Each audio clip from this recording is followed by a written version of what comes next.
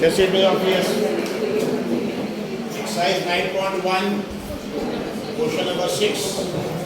Everybody has drawn the figure? Yes. Exercise 9.1, question number 6.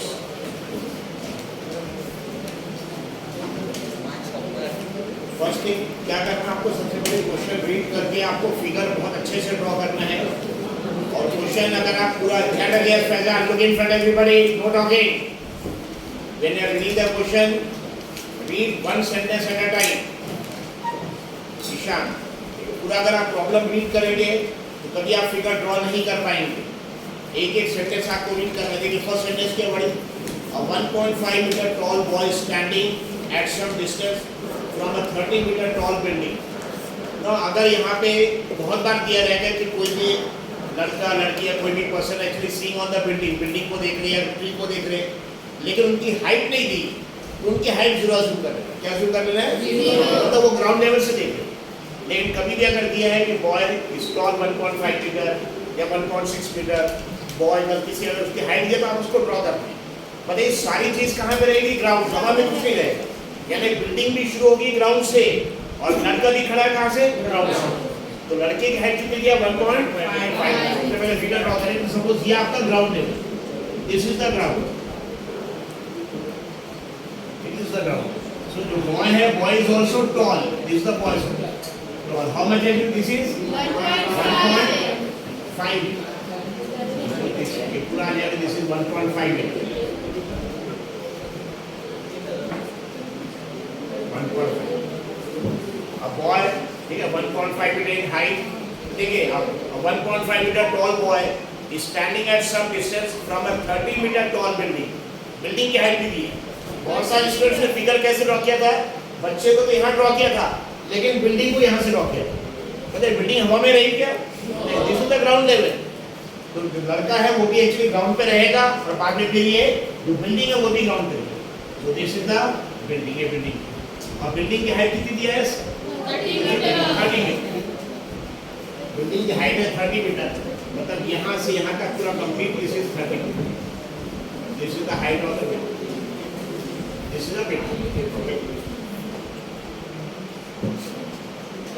मतलब 30 metre में already ये height कितनी है? दिस हाइट इज 1.5, ये already 1.5 metre, this is 1.5 metre. ये जो हाइट बच गई है, how much it will be? 30 metre पूरा है, उसमें 1.5। यहाँ से अगर यहाँ तक हमको हाइट मेजर करना है, यहाँ से यहाँ तक, ये हम बड़े पूरा मिला के 30 है। 30 में ऑलरेडी 1.5 है, तो बचा कितना रहेगा? 28.5।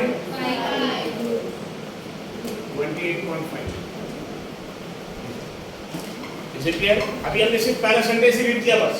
I have read only one first sentence, बाकी आगे देखेंगे हमने क्या है। So first sentence देखिए क्या, first sentence अगर आप रीड करेंगे तो उसमें सबसे पहला 1.5 मीटर टॉल बॉय, ठीक है। तो यहाँ पे अगर कभी भी किसी भी पर्सन की, बॉय गर्ल किसी की हाइट दी है तो पहले ड्रॉ करनी है ग्राउंड लेवल। वहाँ पे लड़का खड़ा है, उसकी हाइट 1.5। अब अगर लड़का ग्राउंड पे खड़ा है तो बिल्डिंग भी ग्राउंड से ही रहेगी, बिल्डिंग हवा में नहीं रहेगी। बिल्डिंग है, ट्री है, टावर है, जो भी रहेगा ग्राउंड लेवल से। सो दिस द बॉय, ये ग्राउंड लेवल है, इसकी हाइट 1.5 मीटर है और बाद में ये बिल्डिंग की हाइट इज आल्सो 30 मीटर। बताइए ये 1.5 metre, this the boy that standing on the ground 1.5 metre, और बिल्डिंग भी ग्राउंड से है, दिस इज 30 मीटर। बताइए 30 मीटर में से ऑलरेडी 1.5 मीटर हो गया, तो कितना बच जाएगा? 28.5। फर्स्ट सेंटेंस अभी। अब देखिए इसके आगे सेकंड सेंटेंस रीड करें। Is it clear? Is one समझ में आ रहा? सो ये बॉय कितना, इसकी हाइट कितनी है? 1.5। यहाँ पे खड़ा रहेगा ग्राउंड से, और बिल्डिंग की हाइट कितनी है? 30 मीटर। बिल्डिंग भी कहाँ बनी रहेगी? ग्राउंड से। ठीक है, बिल्डिंग यहाँ ड्रॉ नहीं करेंगे, यही ड्रॉ करेंगे। ये पूरा 30 मीटर है, उसमें 1.5 थी, पूरा 1.5 ये भी रहेगा, और ये 30 है, तो बचा हुआ कितना रहेगा? 30 माइनस 1.5। 30 में से 1.5 माइनस कर देते, कितना बचेगा? This is 28.5 metre. सेकंड देखिए, the angle of elevation from his eyes to the top of the building increases from 30 to 60 as he walks towards the building। ठीक है, मतलब यहाँ से ये बिल्डिंग के टॉप को देख रहा है, ये बिल्डिंग का टॉप है, इसको बोलेंगे top, and this is called as foot of the building, that is top of the building। ये लड़का एक्चुअली बिल्डिंग के टॉप को देख रहा, पता है बिल्डिंग के टॉप को यहां से देख रहा, is looking at the building top, ये एंगल है।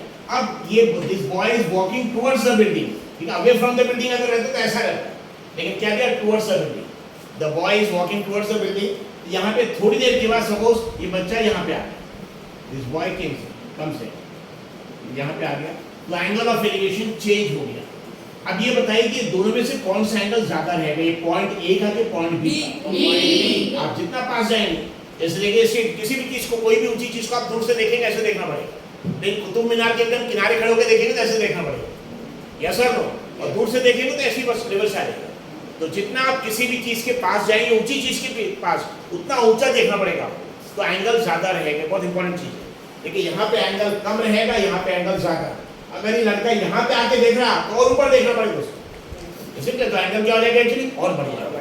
तो जितना ये, अगर ये सपोज ये ऐसा रहता कि the boy is walking away from the building, तो ये डायरेक्शन में आता, फिर ये अगर डायरेक्शन में आता तो ये एंगल ज्यादा होता है, इधर का एंगल कम हो जाता। जितना बिल्डिंग से दूर रहेगा उतना एंगल क्या हो जाएगा, कम। ठीक है, यहाँ पे क्वेश्चन में क्या दिया, the boy is walking towards the building, building दिया हुआ है, ठीक है, the angle changes from 30 to 60, यानी इसमें से एक एंगल 30, एक एंगल 60 है। The angle of elevation of the top of the building changes from 30 to 60, ठीक है, इसमें से एक एंगल 30, एक एंगल 60, लेकिन दूर वाला एंगल हमेशा कम रहेगा, पास वाला एंगल हमेशा ज्यादा रहेगा। मतलब ये एंगल क्या रहेगा, this will be 30 and this angle will be what, 60, दूसरा। और ये तो हमेशा एक राइट एंगल ट्रायंगल इस 90 डिग्री है, दिस 90। इसलिए आप पॉइंट्स को मार्क कर सकते हैं। I am assuming this is suppose point A, this is point B, this is point C and this is point.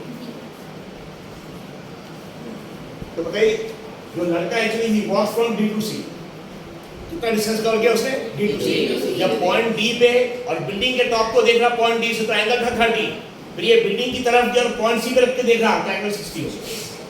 तो आपको ये डिस्टेंस कैलकुलेट करना है, इसके लिए डिस्टेंस आपको कैलकुलेट करना है।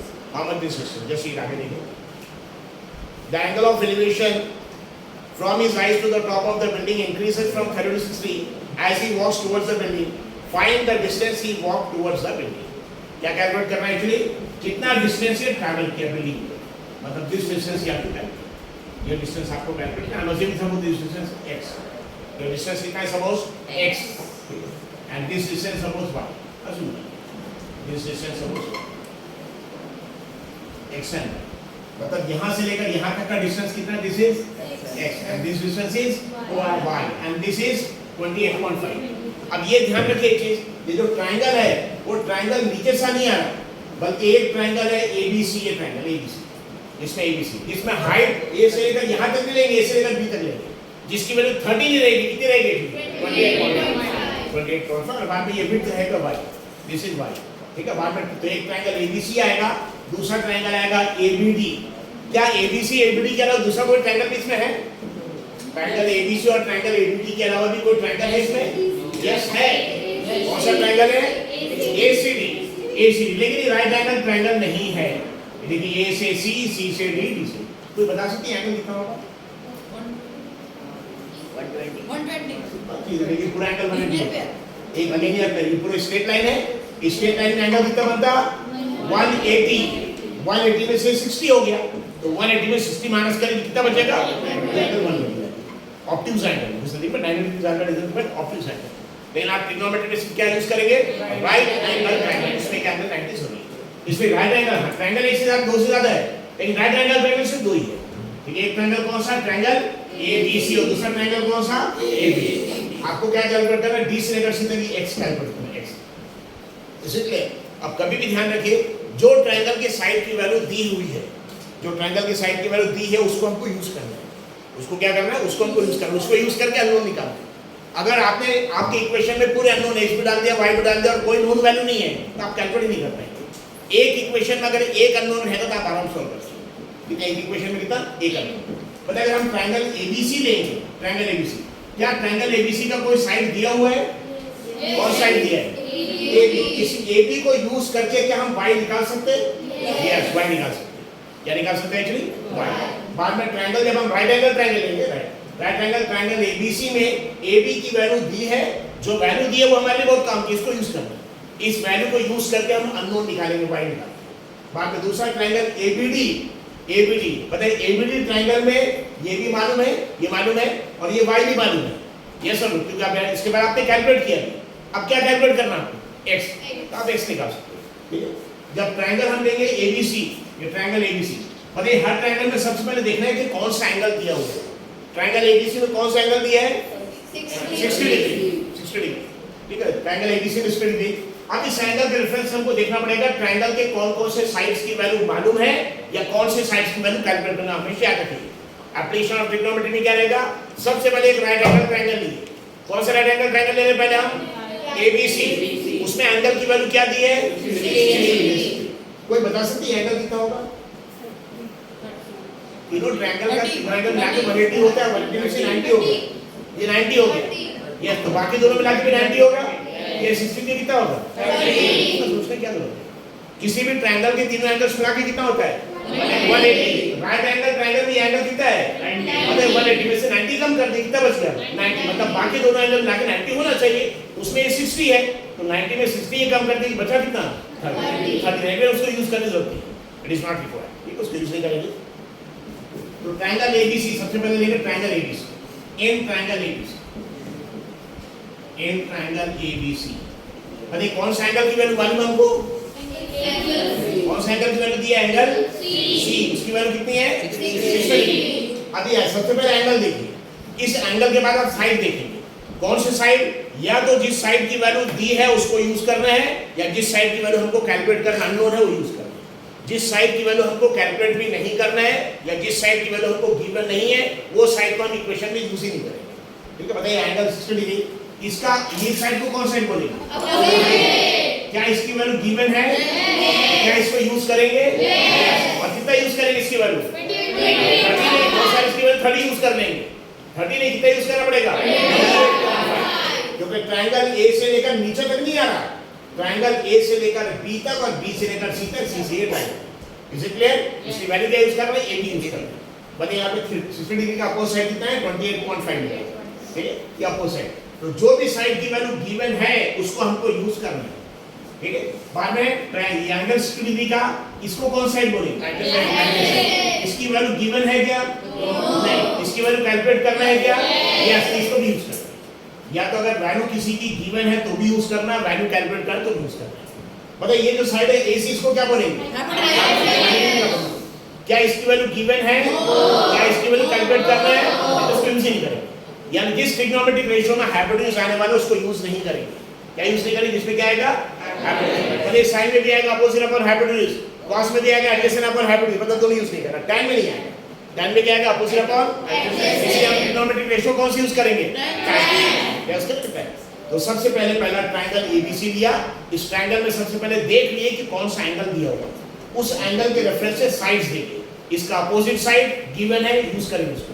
इसका एडजेसेंट साइड हमको कैलकुलेट करना है, यूज करेंगे, इसको यूज करेंगे। और ये हाइपोटेन्यूज और 90 डिग्री सामने वाला है ना, इसकी वैल्यू गिवन ना कैलकुलेट करना है, इससे उसको हम यूज नहीं करेंगे। तो बताइए कौन कौन सा साइड यूज करना पड़ेगा? Opposite adjacent. तो जिस ट्रिग्नोमेट्रिक रेशियो में अपोजिट एडजेसेंट आता है उसको यूज करेंगे। कौन सा ट्रिग्नोमेट्रिक रेशियो यूज करना पड़ेगा? बताइए ट्रायंगल अगर आप देखेंगे तो तीन इक्वेशन देखिए, सो का तो क्या है? सो का तो कौन सा साइड यूज नहीं करना हमको? हाइपोटेन्यूज यूज नहीं करना, हाइपोटेन्यूज यूज नहीं करना। इसे क्योंकि उसकी वैल्यू कैलकुलेट नहीं करना, उसकी वैल्यू गिवन भी नहीं है। पता है यहाँ पे देखिए हाइपोटेन्यूज आ रहा है, यूज नहीं करेंगे। यहाँ पे हाइपोटेन्यूज आ रहा है, यूज नहीं करेंगे, इसको यूज करेंगे।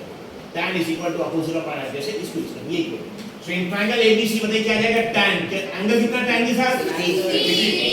tan का फार्मूला क्या है? tan का opposite of adjacent is equal to, बताइए अपोजिट साइड का नाम क्या है? AB। अपोजिट साइड का नाम क्या है? AB। that is equal to AB upon adjacent side का नाम क्या है? उसकी का एडजेसेंट साइड का नाम क्या है? CD या BC को भी लिख सकते हैं आप।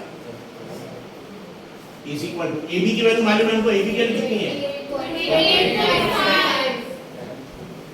28.5। क्योंकि टोटल बिल्डिंग की हाइट 30 मीटर थी, लेकिन बिल्डिंग ग्राउंड से थी, ग्राउंड से, लेकिन ये बॉय ऑलरेडी 1.5 मीटर थी, यहाँ पे 1.5 मीटर हाइट पे ट्रायंगल आता है। यहाँ पे बिल्डिंग यहाँ था लेकिन ट्रायंगल यहाँ से हुआ, इसलिए 1.5 माइनस करेंगे। 30 माइनस 1.5 कितना है? Is equal to 28.5 upon CD। बताइए CD ये क्या लिख लेंगे? ये हमको कैलकुलेट। 28.5 अगर किसी को प्रॉब्लम है कि 28.5 कैसे आ रहा, 128.5 के इसके और लिख सकते हैं हम 30 minus 1.5. What you can write?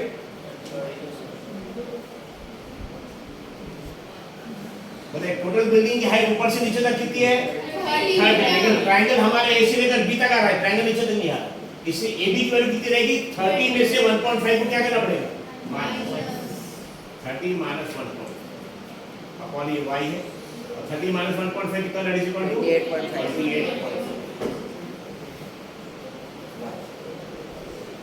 28.5. अब tan 60 की वैल्यू हमको और तीसरे में बता दे, एक टेबल आपको ड्रॉ करना है. टेबल आपने बनाया जिसमें एंगल 0 30 60 सभी स्टूडेंट ध्यान रखिए 0 30 45 60.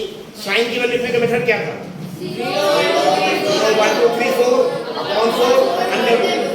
जो साइन का सीक्वेंस है कॉस का सीक्वेंस उसको उल्टा. अब आपने sine upon cos is equal to तो वहां से अगर आप देखेंगे तो tan 60 की वैल्यू आपको मिलेगी. tan 60 की वैल्यू कितनी है ये टेबल आपको बाय हार्ट याद नहीं रखना, सिर्फ लिखने का मेथड याद रखें. तो √3 is equal to 28.5 upon y. हमको y की वैल्यू कैलकुलेट कर रहे हैं. अब y की वैल्यू कैलकुलेट करने के लिए क्या करेंगे y और √3 को इंटरचेंज करेंगे. मतलब जो नीचे है डिनोमिनेटर में वो कहां आ जाएगा दूसरी तरफ न्यूमरेटर में, और जो न्यूमरेटर में कहां आ जाएगा आ जाएगा y is equal to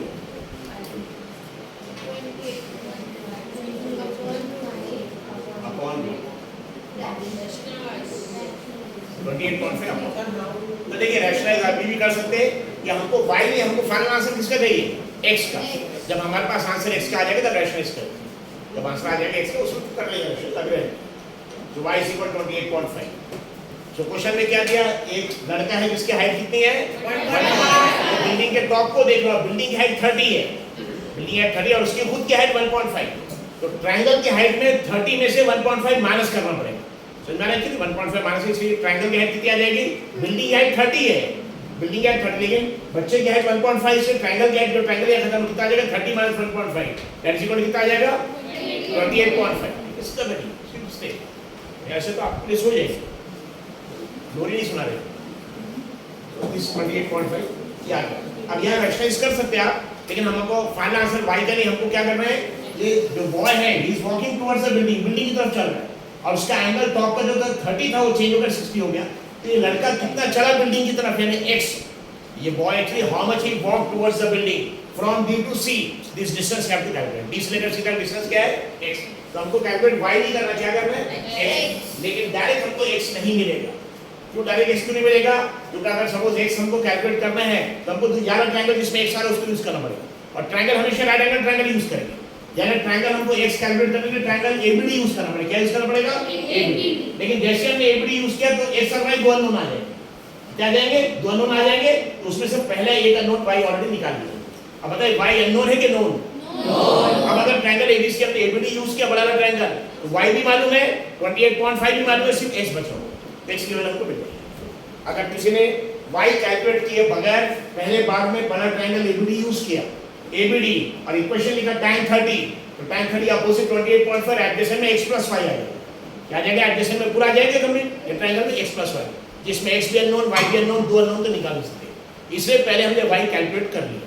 y calculate किया तो पहले छोटा ट्रायंगल ABC यूज करके y निकाल लिया. अब बड़ा ट्रायंगल यूज करेंगे. यहाँ ये x और ये y बताइए टोटल हाइट कितनी हो जाएगी. Total height will be x + यहाँ से लेकर यहाँ तक कंप्लीट x + बताइए DC is how much. DC का डिस्टेंस x, CD का डिस्टेंस y और DB का डिस्टेंस DB का डिस्टेंस x + जब हम ट्रायंगल यूज करेंगे राइट एंगल ट्रायंगल ABD तो 30 डिग्री का अपोजिट साइड ही हो जाएगा. लेकिन 30 डिग्री का एडजेसेंट में पूरा आएगा DB आएगा. और DB के लिए आपको x + y करना पड़ेगा. और x और y दोनों अननोन थे लेकिन y की वैल्यू हमको ऑलरेडी मालूम हो चुकी है इसलिए y पहले कैलकुलेट किया उसको यूज करेंगे. ठीक है बताइए अब ट्रायंगल कौन से लेंगे बताइए. ट्रायंगल का नाम क्या है इन ट्रायंगल AB. कौन सा ट्रायंगल ABD बताइए. ट्रायंगल ABD यानी क्या A से लेकर B तक, B से पूरा D तक और D से ये ट्रायंगल ABD. क्योंकि हमेशा ट्रायंगल कौन से यूज करना राइट एंगल ट्रायंगल.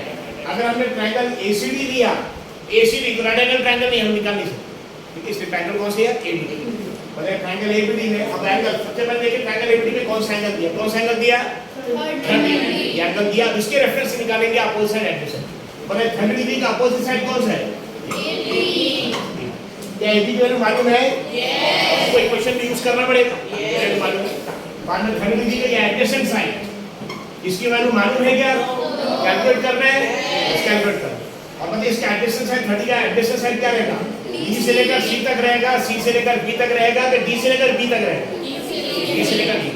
जैसा कि ट्रायंगल हम अलग से बनाएंगे तो ट्रायंगल ऐसा है, लेकिन ट्रायंगल ए बी डी ये एंगल कितना है 30, ये है 28.5। और बताइए इसका एडजेसेंट साइड डी से लेकर बी तक कितना है? This is x + 1। समझा है फिगर? अगर इसमें कंफ्यूजन हो तो अलग से फिगर ड्रॉ करें।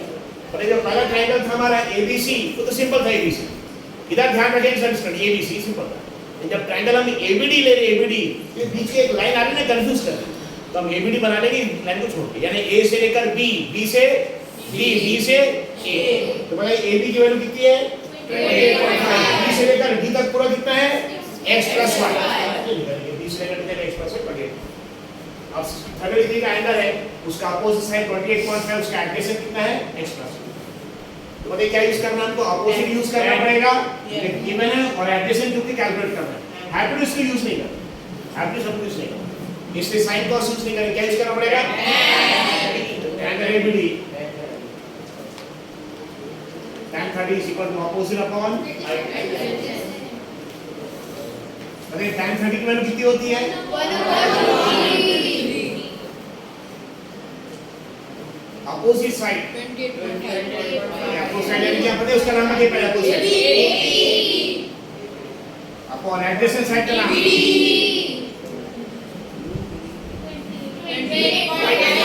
अभी भी आप क्या करें ऐसा डबल ट्रायंगल है, एक छोटा वाला ट्रायंगल ABC में कंफ्यूजन कुछ नहीं, आप आराम से ये बना सकते। एक बड़ा ट्रायंगल ABD में कंफ्यूजन थी तो बीच की देख लाएगा, इसके अलग से इसको फिगर बना। ठीक है फिगर समझ आ रहा है? एकदम क्लियर फिगर। ट्रायंगल ABD में AB की वैल्यू 28.5 है और B से पूरा D तक उसमें y और x दोनों ऐड हो, B से लेकर D तक x + 1। ट्रायंगल 30 है तो 30 का अपोजिट साइड हमको दिया है यूज करेंगे, 30 का एडजेसेंट साइड हमको कैलकुलेट करने यूज करेंगे, हाइपोटेन्यूज यूज नहीं करेंगे। तो राइट यहां पे tan 30 = अपोजिट अपॉन एडजेसेंट, 30 का अपोजिट AB है, ये का अपोजिट AB है और एडजेसेंट D। AB की वैल्यू बताइए कितनी है 28.5 अपॉन एडजेसेंट की वैल्यू और tan 30 की वैल्यू 1/2, यानी हमारी इक्वेशन आ जाएगा 1/√3 = 28.5 x + 1। इसे क्लियर। अब कैलकुलेशन कैसे करेंगे? क्रॉस मल्टीप्लिकेशन x + 5 1 से मल्टीप्लाई होगा तो 1 से मल्टीप्लाई करने से कोई फर्क नहीं पड़ता, वही आएगा। यानी x + 5 मल्टीप्लाई होगा 1 से, that is equal to x + 1 और 28.5 √3 से मल्टीप्लाई होगा। You get x + 5 = 28.5 x + 5 = 28.5। लेकिन हमको क्या कैलकुलेट करना है? ये जो लड़का है ये बिल्डिंग की तरफ कितना चला, पता है बिल्डिंग की तरफ कितना चला? D से लेकर B तक चला कि D से लेकर C तक चला? D से लेकर C तक मतलब सिर्फ x। So please don't write, man, इधर ध्यान। So how much this boy has walked towards the building? जब हमको कैलकुलेट करना तब हमको क्या कैलकुलेट करना है? D से लेकर C तक, B तक नहीं, यानी सिर्फ x है x। तो y की वैल्यू ऑलरेडी हमारे पास आ चुकी थी 28.5/3, इसको यूज करें। तो x + y = कितना आ जाएगा? तो x = कितना आ जाएगा 28.5 minus 1। Attention please. All the men and women seated are posted to the ground office before hearing. I repeat, all the men and women seated are posted to the ground office before hearing. Thank you. Simple है। So x + y ये है, मतलब x = क्या आ जाएगा? +5 पे इधर transfer है। So what do we get? x = 28.5 और +5 इधर क्या आ जाएगा?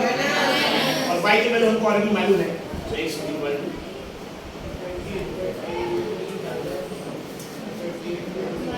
minus 28.5/2।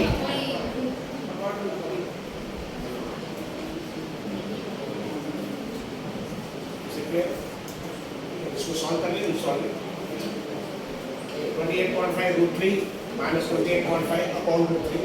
अब यहाँ पे LCM लेने को टेक LCM, पता है इसके नीचे डिनोमिनेटर में कुछ नहीं है, इसके नीचे क्या है? अगर डिनोमिनेटर में कुछ नहीं, अब यहाँ पे LCM लेंगे तो LCM में दोनों को मल्टीप्लाई करेंगे और न्यूमरेटर में क्रॉस मल्टीप्लिकेशन, ये root 3 से मल्टीप्लाई हो जाएगा और ये 1 मल्टीप्लाई हो जाएगा, तो x is equal to, अब LCM क्या आ जाएगा? यहाँ डिनोमिनेटर में कुछ नहीं था तो 1 और root 3, इधर ध्यान रखेंगे मैन, you stand up, किनारों ले man and stand, and yes sir Ishant, be very careful, अधीन को इधर करिए, तो देखो पता है LCM क्या रहेगा? 1 और root 3 मल्टीप्लाई होगा, क्या मल्टीप्लाई होगा? 1 और that's equal to 1 into root 3, और न्यूमरेटर में क्रॉस मल्टीप्लिकेशन, पता है 28.5 root 3 और root 3 मल्टीप्लाई हो जाएगा, और root 3 मतलब 3 हो जाएगा, 28.5 root 3,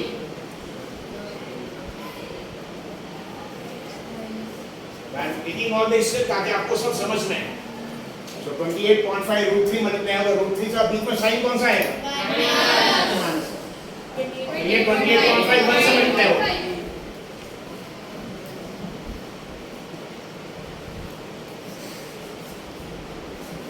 So x is equal to, यहाँ पे आ जाएगा 28.5 into बताइए root 3 मतलब root 3 square 3 आ जाएगा। Upon root 3. Is it there? So x is equal to 28.5 into 3. दोनों में 28.5 कॉमन ले सकते हैं? यहाँ पे 3 minus 1 2 आ जाएगा, yes sir? ये 3 minus 1 2 आ जाएगा, मतलब 28.5 बेसिकली 2 से मल्टीप्लाई होगा।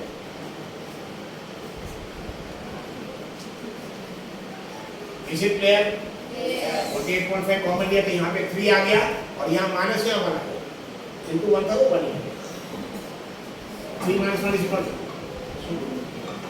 x is equal to 28.5 into 2, 3 minus 1 3 upon root 3 और 28.5 into 2 कितना how much you get?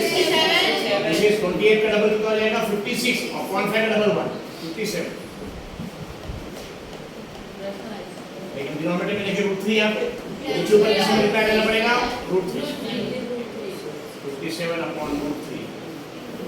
अगर यही पे सपोज root 3 न्यूमरेटर में आता, डिनोमिनेटर में एक आंसर आ गया, अगर ये root 3 न्यूमरेटर में आता, डिनोमिनेटर में रूट नहीं आता तो आपका आंसर आता डायरेक्ट कितने मीटर, लेकिन डिनोमिनेटर में तो हमेशा करेंगे रैशनलाइज करना, जो root 3 है सिंगल टर्म उसको मल्टीप्लाई करें नीचे ऊपर root 3,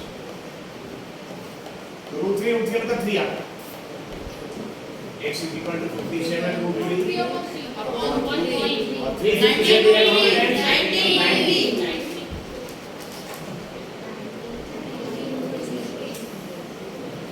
3 root 3 meters। और ये आंसर आने के बाद लास्ट में आपको स्टेटमेंट लिखना पड़ेगा, क्या the boy walk towards the building from B to C is equal to x is equal to 19 root 3 meter। Okay, what you have write to send जो क्वेश्चन दिया, find how much the boy has walked towards the building, last में क्या लिखेंगे? The boy walk 19 root 3 meter towards the building। Is it clear? Please write।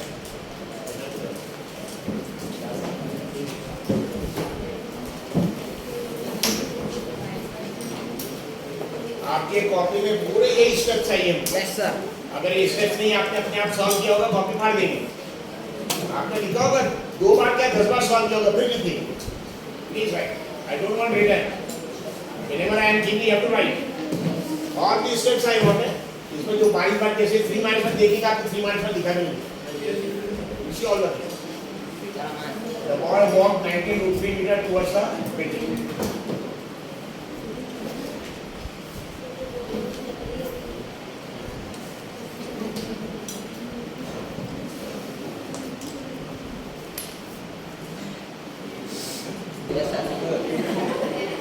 Yes.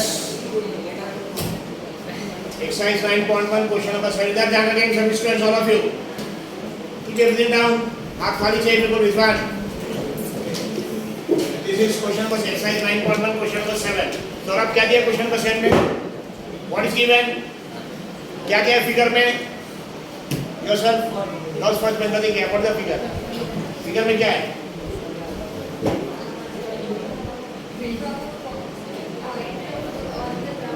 From a point on the ground, यानी कहाँ पे actually ground, ये point कहाँ पे mark किया है डी, आपकी फिगर में ये point from a point on the ground क्या है point, after that angle of elevation, elevation मतलब नीचे देख रहे हैं कि ऊपर देख रहे हैं, मतलब इस डायरेक्शन में धंस रहे हैं, इस डायरेक्शन, इसको क्या बोलते हैं, this called as line of sight, ये लाइन ऑफ साइट है क्लॉक का और ये लाइन ऑफ साइट है बॉटम का, simple, yes, from a point on the ground the angle of elevation of the top of the tower and the bottom of the tower mounted on a building, the tower जिसके ऊपर mounted है building having height 20 meter is 45 and 60 या 60 and 45, क्योंकि ऊपर का top का ज़्यादा angle रहेगा 60 and 45, ठीक, what you have to calculate the height of the tower, यानी h हमको कैलकुलेट करना है, what you have to calculate ये h, पढ़िए सर, थोड़ा पढ़ लीजिए, इसकी भी स्टैंडिंग not paying attention, समझ आ गया, यानी क्वेश्चन में क्या है बेसिकली अगर देखेंगे एक ग्राउंड पे एक पॉइंट है जिसको हमने डी मार्क किया, यहाँ से टॉवर के टॉप को भी देख रहे, बॉटम को भी देख रहे, और ये टॉवर का टॉप और बॉटम एक बिल्डिंग के ऊपर है, ये टॉवर किसके ऊपर है, एक बिल्डिंग के ऊपर है, और एंगल ऑफ एलिवेशन कितना है 60 और 45, हमको टॉवर का हाइट कैलकुलेट करना, प्लीज रिमेन आउटसाइड, इसे क्लियर, तो यहाँ पे एक बिल्डिंग है, बताइए बिल्डिंग हाइट कितनी है 20 मीटर, ये बिल्डिंग है 20 मीटर, इसके ऊपर एक्चुअली टॉवर है, टॉवर जिसकी हाइट h है, ये पॉइंट एक ग्राउंड है, ग्राउंड पे एक पॉइंट है, यहाँ से टॉवर के टॉप को देख रहे और बॉटम को देख रहे, इस डायरेक्शन में टॉप को देख रहे, लाइन ऑफ साइट इसको बोलते हैं, इस डायरेक्शन में हम देख रहे उसको क्या बोलते हैं, लाइन ऑफ साइट, जैसे इनको देख रहे तब ये लाइन ऑफ साइट हो, अमान को देख लाइन ऑफ साइट हो, इस लाइन ऑफ साइट इस डायरेक्शन में देख रहे, तो angle of elevation of the top is 60 degree और बॉटम क्या है, ये टॉवर के बॉटम का एंगल ऑफ एलिवेशन इसको बोल दिया बिल्डिंग के टॉप का एलिवेशन, ये सब या तो टॉवर के बॉटम पे भी बोल सकते हैं और बिल्डिंग का टॉप भी बोल सकते हैं, एंगल ऑफ एलिवेशन कितना है 45, what you have to calculate height of the tower, बताइए हमेशा ट्रायंगल कौन सा यूज करेंगे आप, राइट एंगल, हालांकि यहाँ पे राइट एंगल ट्रायंगल सिर्फ दो ही है लेकिन ट्रायंगल टोटल 3 है, एक ट्रायंगल है BCD, कौन सा ट्रायंगल है BCD, दूसरा ट्रायंगल कौन सा है ACD, लेकिन एक ट्रायंगल ABD भी है, ये कौन सा ट्रायंगल A से B, B से, लेकिन राइट एंगल है क्या ये, जैसे इसको यूज नहीं करते ट्रायंगल AB, हमेशा राइट एंगल ट्रायंगल, ये रंग उसको बाहर then remain outside, don't knock, just wait, when you are sitting in the class you should no need to go outside, yes sir, get free when you are taking, I'm taking maths actually, get free from everything and then sit, जैसे अब ध्यान रखिए इधर, अगर हमको h calculate करना है लेकिन पहली बार में हमने बड़ा ट्रायंगल ले लिया तो पता है h भी एक अननोन आ जाएगा, बड़ा राइट एंगल h भी आ जाएगा, 20 मालूम है लेकिन एक x भी आ जाएगा, कितने अननोन आ जाएंगे, दो, कैलकुलेट करना मुश्किल जाएगा, इसे क्लियर, इसलिए पहली बार बड़ा ट्रायंगल लेंगे कि छोटा, छोटा ट्रायंगल ले BCD, बताइए BCD में देखिए एक मालूम है 20 और एक अननोन है x, तो आराम से निकाल सकते हैं, और 45 डिग्री तो बहुत ही सिंपल है, कभी बात देखिए अगर किसी भी ट्रायंगल में अमान का ध्यान, किसी भी ट्रायंगल में अगर एक एंगल 45 डिग्री है, छोड़ दीजिए उसको, एंगल 45 डिग्री है, राइट एंगल ट्रायंगल और एक 45, बोले राइट एंगल मतलब एक तो 90 हो गया, तीनों एंगल मिला के 180 होता है, 180 में से 90 हो गया, अब 180 में से 90 हो गया तो बाकी बचा कितना 90, यानी बाकी दोनों एंगल मिला के 90 रहेगा और 90 का आधा 45 ये खुद ही है, तो बाकी बचा हुआ 45 है, यानी ट्रायंगल कौन सा रहेगा 45 45 90, आइसोसेलेस ट्रायंगल जिसमें दो एंगल भी इक्वल रहेंगे, दोनों साइड भी इक्वल, मतलब ये एंगल भी 45 आ रहा है, इसका अपोजिट साइड और इसका अपोजिट साइड दोनों से, ये 20 है तो ये भी 20 आएगा, डायरेक्ट इसका आंसर आ जाएगा, लेकिन हम कैलकुलेशन करेंगे, तो कैलकुलेशन वैसे भी tan 45 की वैल्यू क्या होती है 1, तो अगर हमने बड़ा ट्रायंगल यूज किया A से C, C से D, D से A, कौन सा ट्रायंगल यूज किया A से D, कितने अननोन आ जाएंगे, ACD में कितने अननोन आ जाएंगे, 2, H भी आ जाएगा और क्या आ जाएगा X, इसलिए बड़ा ट्रायंगल यूज नहीं करेंगे, अगर हमने छोटा ट्रायंगल लिया BCD, कितने अननोन आ जाएंगे, बस एक X, इसमें एक अननोन आएगा, कैलकुलेट कर सकते, इसलिए पहले कौन सा ट्रायंगल यूज करेंगे हम, छोटा ट्रायंगल, इन ट्रायंगल BCD,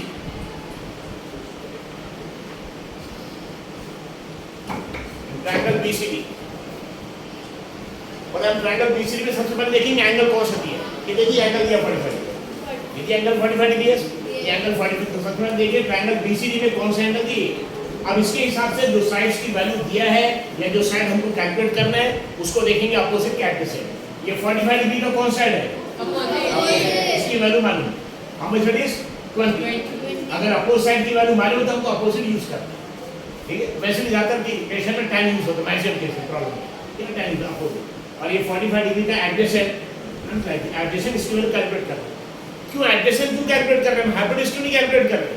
क्योंकि अगर आपने हाइपोटेन्यूज को कैलकुलेट भी कर लिया तो दूसरा बड़ा वाला जब ट्रायंगल लेंगे तो उसमें तो ये हाइपोटेन्यूज का आएगा नहीं, इसका हाइपोटेन्यूज अलग, इसका अलग है, इसलिए हाइपोटेन्यूज कैलकुलेट करके कोई फायदा नहीं होगा। अगर आपने कैलकुलेट भी कर लिया हाइपोटेन्यूज तो पता है हाइपोटेन्यूज का क्या जाएगा, बीडी।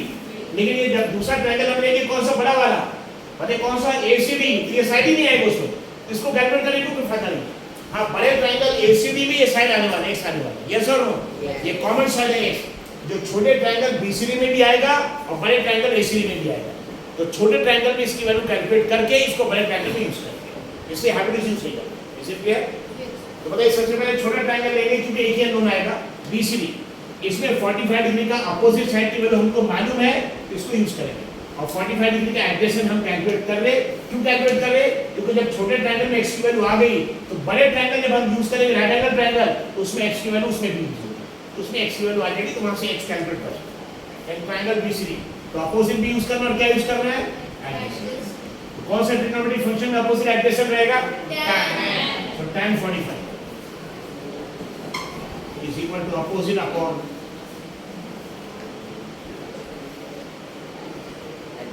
बताइए 45 डिग्री का अपोजिट साइड का नाम क्या है, 45 डिग्री का अपोजिट साइड का नाम क्या है, BC।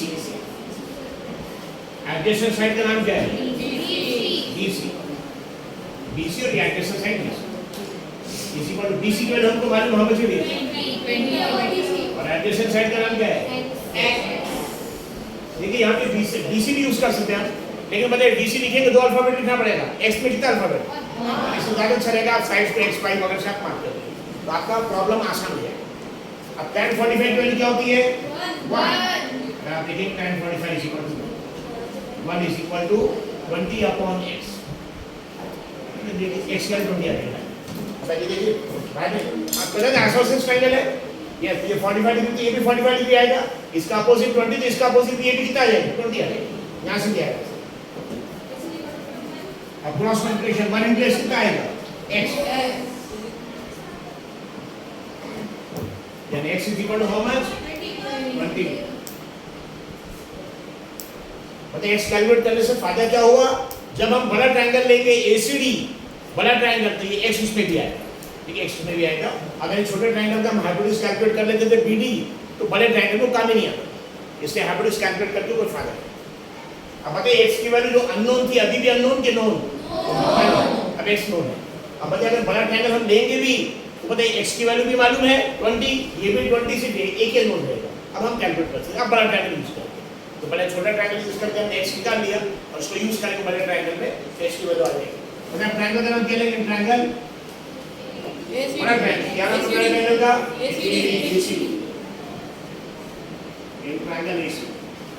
अब देखिए अगर ये ट्रायंगल ACD यहाँ लेंगे, ये फिगर में थोड़ा कंफ्यूजन है, इससे ट्रायंगल ACD को अलग से बना लिए, ठीक है, छोटा फिगर बनाने तो आपको आसानी होगी। ये ट्रायंगल ACD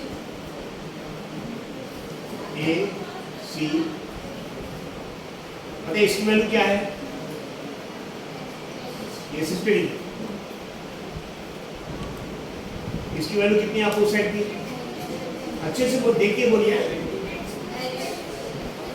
ट्रायंगल का नाम क्या लिया हमने, A से पूरा C तक, C से D तक और D से A तक। AC की वैल्यू कितनी है, h plus 620, h तो सिर्फ यहीं तक है, यस नो, मतलब इसकी वैल्यू क्या रहेगी, h plus 20, इसकी वैल्यू रहेगी h plus 20। ये सब गलतियाँ यही गलतियाँ करती हैं, आंसर गलत आता है, h plus 20।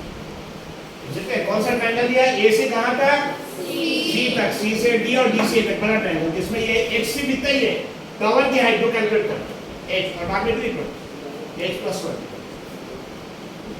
मतलब इसके डिग्री का अपोजिट साइड है, अपोजिट साइड h plus 20 है और इसका एडजेसेंट साइड, मतलब एडजेसेंट साइड 60 डिग्री का ही सेम x, इसकी वैल्यू ऑलरेडी हमारे पास आ चुकी कितनी है,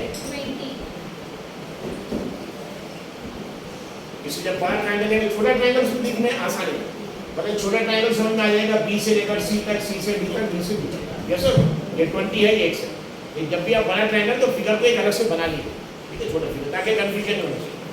बड़े बड़ा ट्रायंगल कौन से कहां से कहां तक, A से लेकर C तक, D का कोई रेंज नहीं, A से लेकर पूरा C तक, C से D तक, D से, तो ए से लेकर पूरा सी तक मतलब जो ए बी है वो भी आएगा और बी सी वो भी आएगा, यानी क्या आ जाएगा h प्लस तो h plus 20।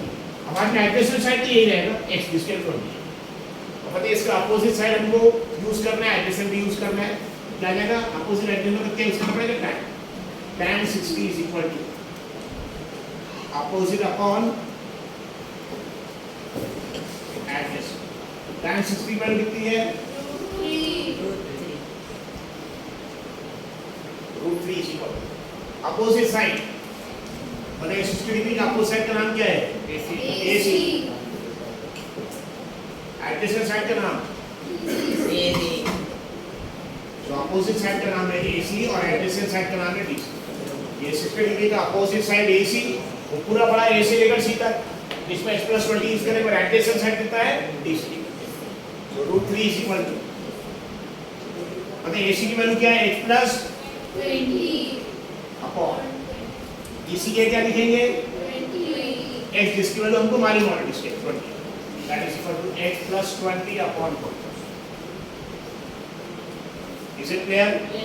Okay, √3 is equal to h plus 20 upon 20। अभी 20 पे आना पड़ेगा, तो what you get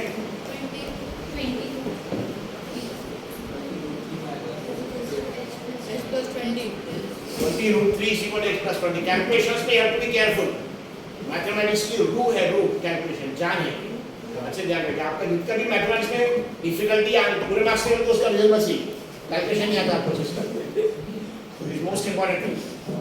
20√3 is equal to h plus 20। पहले हमको h की वैल्यू निकालना है, h नेगेटिव है कि पॉजिटिव है, पॉजिटिव उसको वही रख देंगे, पहले शिफ्ट करें तो माइनस साइन देंगे, इसको ये रख देंगे, ये 20 को यहाँ शिफ्ट कर देंगे तो ये माइनस आ जाएगा यहाँ पे, यानी क्या आ जाएगा 20√3 और अब राइट का लेफ्ट और लेफ्ट का राइट लिख सकते हैं, अपोजिट साइड की, और h is equal to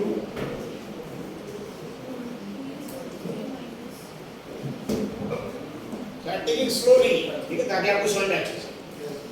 यहाँ पे सबसे पहले क्या बताए 20 को √3 से मल्टीप्लाई कर देंगे, 20√3 आ गया, 20√3 is equal to h plus 20। हमको किसके वैल्यू निकालना है h, अगर h का साइन यहाँ माइनस रहता तो ज्यादा अच्छा रहता कि उसको यहाँ लेके आए ताकि प्लस हो जाए, लेकिन ऑलरेडी राइट साइड में पॉजिटिव है, इसलिए उसके साइड को चेंज मत करिए, क्योंकि हमको पॉजिटिव आना चाहिए।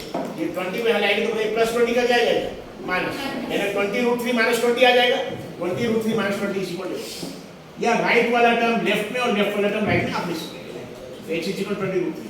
अब यहाँ दोनों में 20 कॉमन नहीं है, क्या बच जाएगा √3। अब इसको रैशनलाइज करेंगे क्या? नहीं, क्यों? अंडर रूट वाला टर्म है, ईशान क्यों नहीं करेंगे रैशनलाइज को? अंडर रूट वाला टर्म नीचे में ही है, हाँ नीचे। तो √3 वाला टर्म न्यूमरेटर में है, इसको उसको रहने देंगे, ठीक है। अगर ये √3 माइनस 1 का डिनोमिनेटर में तो आपको रैशनलाइज करना होगा, ठीक है। कॉन्जुगेट डायरेक्ट इसका आंसर आ गया, h is equal to 20√3 minus 1। अभी तक √3 की वैल्यू दी रहेगी 1.73, तो 1.73 माइनस 1 0.73 आ जाएगा, that is also correct. Metre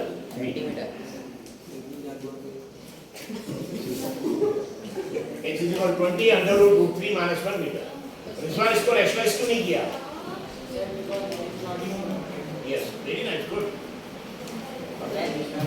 because under root term is not in denominator, it is in numerator। Is it clear? Please write out.